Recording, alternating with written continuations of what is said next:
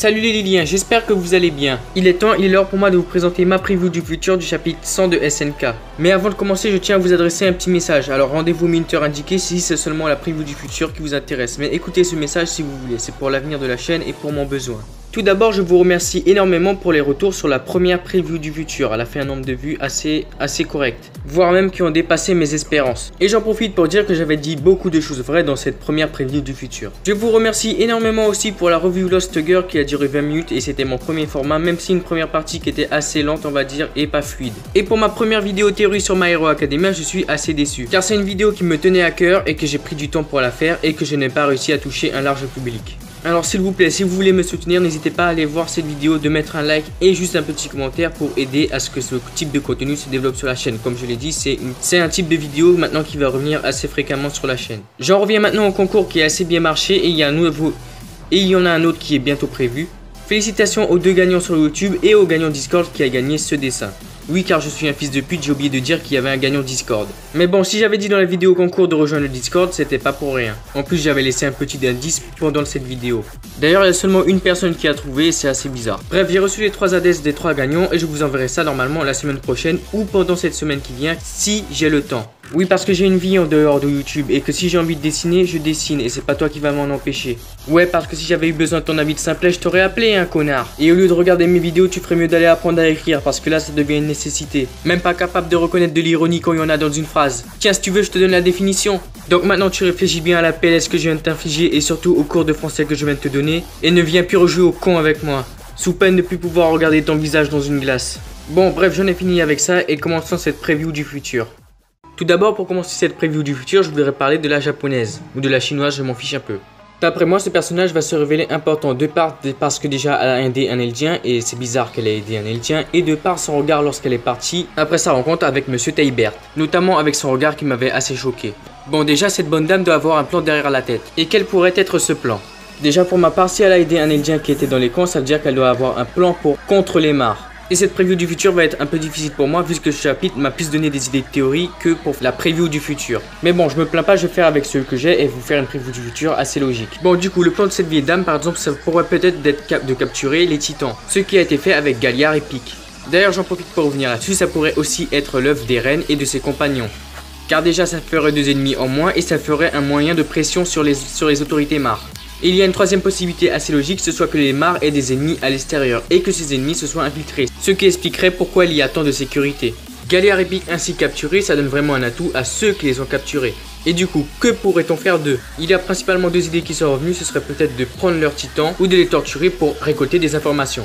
Bon bref, Galliard et Pic ont été capturés, mais est-ce qu'ils vont tomber dans une prison ou juste dans les sous-sols, c'est-à-dire les égouts, et ils vont devoir se déplacer et essayer de remonter à la surface par leurs propres moyens. Et du coup, peut-être il y aurait peut-être des personnes qui les attendraient en bas. Pour moi, c'est peu plausible, mais ça pourrait arriver.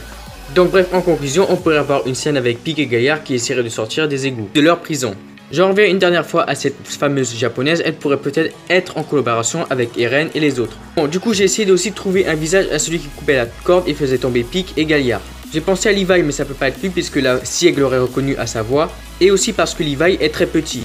Du coup, j'ai pensé à Armin, mais ça peut pas être lui puisqu'il aurait eu un semblant de remords, et là ses yeux étaient vraiment vides. Peut-être Jean, je dis ça Jean comme ça, mais ça pourrait peut-être être lui, ou un agent de l'extérieur. Bon, du coup, je pense aussi qu'on aura peut-être droit enfin à une scène avec Mikasa, Armin et les autres dans ce... En tout cas, moi j'espère les voir. Bon, du coup, j'en reviens à la capture. N'oubliez pas que Sieg aussi se dirige vers peut-être un traquenard. Et je me demande sur qui il pourrait tomber. Moi, ce qui m'a fait bander, c'est que j'imaginais qu'il tombait sur Levi. Imaginez une sorte de retrouvaille comme ça, avec Levi qui capturait Sieg. Car si Reiner et Eren se rencontrent, pourquoi pas Sieg et Levi? Bon, bref, imaginons que ce soit pas Levi ou une autre personne, Armin ou autre. Ou seulement quelqu'un venant de l'extérieur. Moi, je me pose la question, est-ce que Sieg se ferait vraiment capturer? Il est intelligent, etc. Donc moi je pense que si c'est une vieille personne qui vient le capturer, bah il ne se fera pas capturer. On va dire c'est comme si vous demandiez à Krillin de battre Goku. Bref, c'était un petit exemple pour illustrer mon argument. Donc si Sieg ne se fait pas capturer, il irait prévenir les mares ou aider ses amis. Et du coup j'en reviens à une idée qui vient de me venir. Vous vous rappelez du gant que Eren avait et que Sieg avait aussi, pourquoi pas Eren et Sieg être ensemble pour faire un plan rondement mené? Parce que juste ça, je trouve bizarre que Sieg ne s'inquiète pas pour Reiner et Falco, puisqu'ils ne sont pas revenus. C'est Gabi qui s'en est inquiété. Et de plus, durant ce chapitre, je n'ai pas vu beaucoup de dialogue appartenant à Sieg. Et je trouve ça assez bizarre. Bon, du coup, maintenant, je vais en revenir à Reiner, Falco et Eren. Bon, du coup, lui, Falco, il a fait la petite découverte par lui-même. Il a fait une déduction que Eren venait de l'île du paradis. Mais je pense que comme il aime bien Kruger, c'est-à-dire Eren, il va demander pour être sûr. Et Eren lui répondra oui. Et bref, du coup, j'en reviens à ce fameux discours. Pourquoi Eren savait qu'il y allait avoir un tel discours? Juste ça, pour ceux qui ont lu le chapitre, ça devrait leur mettre la puce à l'oreille. En tout cas, moi je l'ai vu comme ça. Je trouvais bizarre que Eren savait qu'il allait avoir un tel discours. Bon, du coup, je vais en revenir à la lettre, puisque je n'avais pas parlé de ma première preview du futur. J'ai pas beaucoup d'idées sur à qui la lettre pourrait être adressée, mais je pense peut-être qu'elle pourrait être adressée à Sieg ou aux alliés de Eren. Et la dernière solution, c'est que la lettre ait été adressée à Monsieur Teibert, une menace venant de la part de Eren ou autre chose. Ou après, il pourrait savoir que Eren possède le titan originel juste à cause du rapport de Reiner. Bon, et aussi, comme je l'avais dit, il n'y a toujours pas eu de combat entre Reiner et Eren, puisque j'avais dit que Eren avait la certitude qu'aucun combat s'engagerait, et j'avais bien raison. Donc du coup, est-ce que dans ce chapitre 100, même s'il y a cet état de pression, est-ce qu'il y aurait un combat? Et bah je dis toujours que non, dans le chapitre 100, il n'y aura toujours pas de combat. Peut-être un combat à main nue, mais pas en mode titan. Je prends le risque de dire ça, on verra si c'est gagnant ou perdant. Mais en réalité, la guerre a déjà commencé depuis longtemps, une guerre psychologique et une guerre de stratégie au plus profond du système. Bon, bref, je vais en revenir à la parlotte entre Reiner, Eren et Falco. Falco, après avoir demandé si c'était vrai, va peut-être essayer de s'échapper et Eren l'en empêchera, ça c'est une possibilité. Ou simplement, Reiner lui dira ne bouge pas, ne fais pas trop de conneries. Par exemple en disant il peut tuer beaucoup de monde là maintenant. Et Eren va peut-être expliquer la vérité et Reiner va aussi poser beaucoup de questions, c'est comme ça que le dialogue va s'engager entre eux. Il va expliquer pourquoi, puisqu'on n'a pas vraiment eu de pourquoi Eren est là. Enfin bref, ça c'est mon point de vue. Bon bref, aussi le discours de Monsieur Teibert va peut-être se poursuivre et il va peut-être y avoir une interruption dans son discours. Imaginez par exemple, on va dire comme une sorte d'attentat où tout le monde court et voilà, on va dire ça. Et moi je dis pourquoi pas, ce serait possible. Mais peut-être que Eren n'est pas comme ça. D'ailleurs je sais pas pourquoi Eren est considéré comme un chef, puisque Eren n'a jamais été chef, il suivait les ordres de son pays. Mais imaginons, pourquoi pas pendant l'éclipse ou l'ellipse, je sais pas comment on dit ça, Eren ait pris les rênes, mais je pense que c'est pas possible. Et par reine je veux dire ait pris le pouvoir. Je pense que c'est pas possible, il y a toujours quelqu'un plus haut que Eren.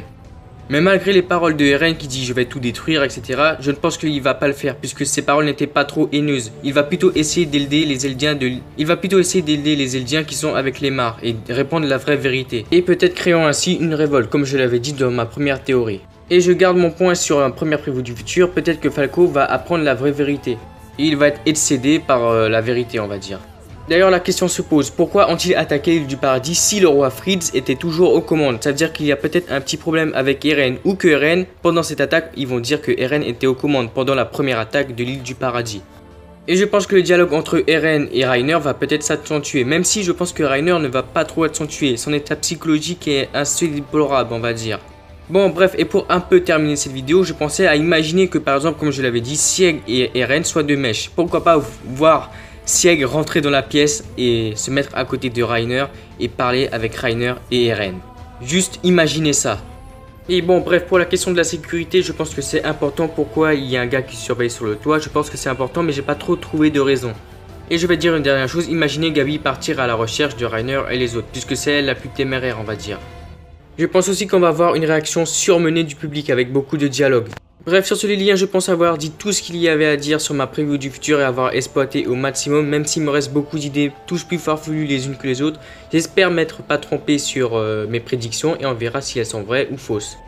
Si vous voulez venir entendre mes idées tous plus farfelues les unes que les autres, venez sur le Discord, ça ferait ultra plaisir. Sur ce les liens, je vous remercie de m'avoir écouté et suivi durant cette vidéo. N'oubliez pas de partager, de mettre un commentaire et de vous abonner avec la petite clochette pour que notre communauté s'agrandisse de jour en jour.